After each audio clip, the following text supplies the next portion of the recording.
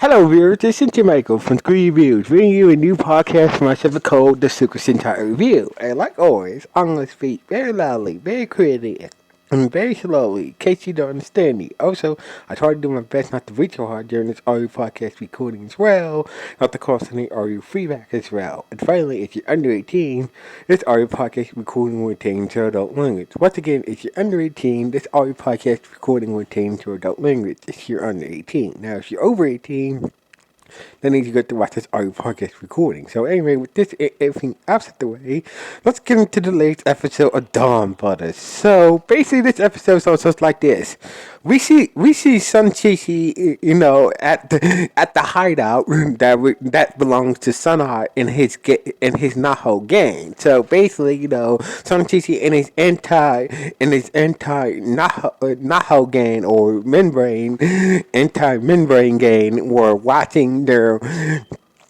previous feat by the by the new alliance between the Donbrothers and the Naho and Sunai's gang and Sunai's gang. They're calling themselves the new Donbrothers. So basically, there was they realized we had them. We got too cocky. Once we had them, we got too cocky and we let them get the upper hand. But next time we will take them down. Next time, but we're gonna do it a bit more smarter. The next time that we meet these new Donbrothers in combat. So anyway, meanwhile, in the hearing world, we see somewhere on here with a lot of stats on it. We see all the Rangers, including Samurai and his gang. They're all calling themselves the new Donbrothers. They all were about to do some training, but turns out that the others had something else to do. It was just left to Sunai.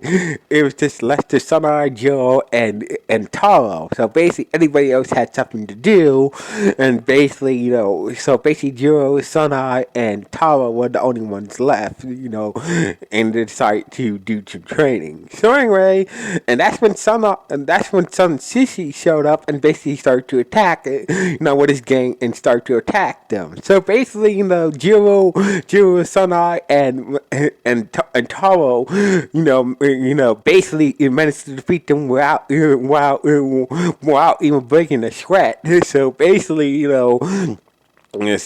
these guys actually put on the blindfold as an insult to insult them from what they did as the insult, and basically beat the crap out of Sun Chi's gang while blindfolded. It was just hilarious. So anyway, basically Sun Chi's gang decided to retreat, and basically Jiro, Motaro, and Sanai went back to training and whatnot. So anyway, we cut to Black Kaido's Black Kaido's cafe, where we see Sandra helping the Yellow Ranger Haruka to finish up her manga, and basically we see Black Kaido talking to them, and he said, I need to ask you guys something. I have a little small event coming up. I might need your guys' help to help put up this little event I have coming up. And while that was going on, we see it's Yoshi, the Pink Ranger, talking to his boss and saying that he's resigning, and he's saying that I'm gonna leave after what happened. I had some military problems to deal with, and so basically, and tell him that I'm leaving my job, and this turned into resignation. And his boss was expect him not to leave. So basically, it was kind of heartwarming to see this is Yoshi's boss, trying to get him to stay and whatnot, and really caring about him. But it's Yoshi was, it's Yoshi was hellbound on leaving, and going somewhere else to start and to go start something new. Meanwhile, when he left it, when he got into the elevator, got down to the floor, he saw Isba with his girlfriend slash wife, Matsumi. So basically, they had a conversation outside an outdoor cafe, about this, you should not be leaving. You should. I know that. I know that basically Miyako, who looked like my wife, pretty much screwed with your emotions and all. But you should not leave. You should, And Ichiroshi, he's was preaching what Israel was trying to do, but his mind is made up. So basically, while they was having the conversation, a cop on a bicycle came by and basically spotted Ichiban. So basically, that side effect from that wish to wish back Sun Omi is still in effect. So basically, he's still a wanted fugitive after making that wish to bring back Sun Omi and whatnot. So basically, Ichiban started to run, and he told Mitsumi to come with him, but she was like no, and just left her hanging, running from the cops. Lucky that Son Omi was there to help him, help him get away from the cops. So basically, he went a little bit overboard on the cops, but and, but so only got away from the cop. So anyway, so Yoshi took Satsumi back to his apartment where his stuff is all packed up and whatnot, and he was dead serious on leaving and basically leaving that apartment and going somewhere else, wherever that is. So basically, Satsumi said, even though I was unconscious while that beastie who was posing as me, looking posing as me, was shack up with you and all. But I still remember all the good times that that we had together. I still remember all the good times that you guys had with each other. She did kind of love you. So anyway, and that's what somebody said. I'm sorry. I just wanted to let you know that, and basically, and she just laughed. So anyway. Isbar on the other hand, Sanchichi and his gang had an idea to make a alternate Naho monster to take down the Rangers. So basically, they picked the perfect candidate to be a alternate Naho monster, and that monster and that person is that wannabe ninja dude who became a Naho monster 3 times. So basically, the wannabe ninja dude is now it's back at his day job, basically grooming many horses and whatnot. Grooming.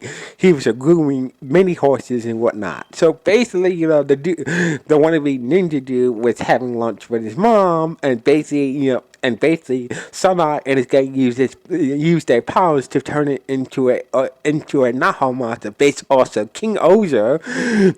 So basically,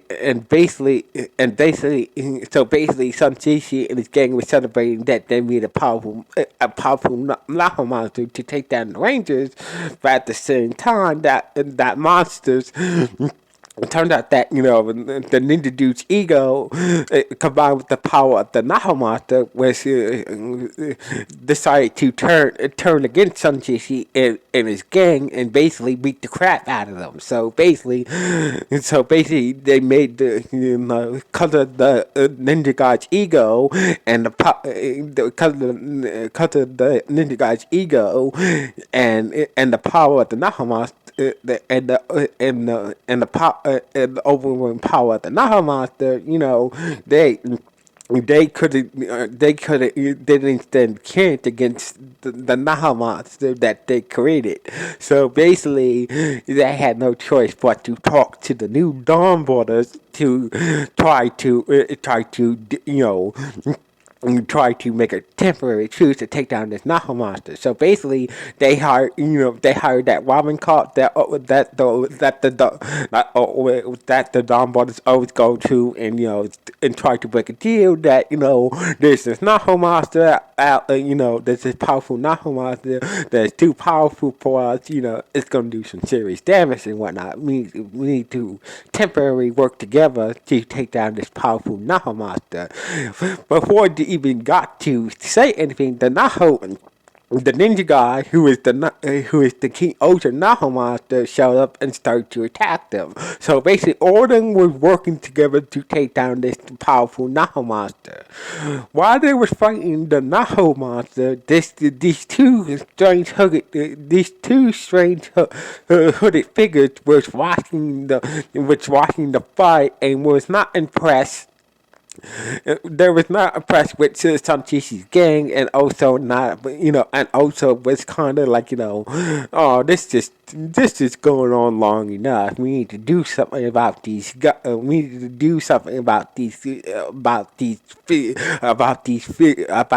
people once and for all. So basically, this group is just like, saying they need to do something about the Don Brothers, and also about Sun Shishi's gay after a day before. So anyway, so basically using his sunglass sword managed to take down the Naha monster that multiplied himself by 5 and took him down. So anyway, after the big thing was, so basically after the Naha monster was gone, Sanchez is like, we're grateful that you actually helped us. You took down that powerful Naha monster, but we're still enemies. So anyway, so basically later that day at Black Kaido's, cafe, we see Moto come in, and turns out that the rest of the Dawn Brothers had planned a surprise party for him. So basically, turns out it was not Moto. It was not Tower's birthday, but it was still a good gesture. So basically, they gave him gifts and whatnot, and basically celebrated his birthday and whatnot. He was like, usually, after the conversation, all the things happened. Personality started to change and whatnot. So anyway, the episode kind of ended with Moto